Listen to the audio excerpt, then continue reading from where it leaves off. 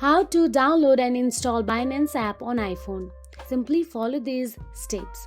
Firstly, unlock your iPhone and tap on the App Store icon available there.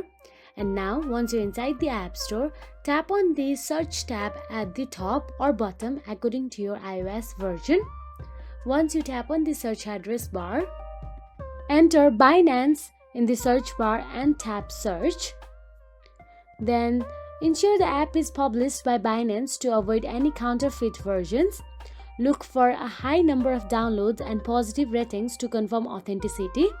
Then tap Get button next to the Binance app or cloud icon available there. Authenticate using Face ID, Touch ID or Apple ID password if prompted. Then wait for the app to download and install. Once downloaded, you can simply tap Open once the installation is completed. Then log in or sign up to your Binance account. If Binance is restricted in your region, you can also consider using a VPN to access this app. Also, ensure your iPhone has the latest iOS version for app compatibility. If you found this video helpful, please like, share and subscribe, and thank you so much for watching.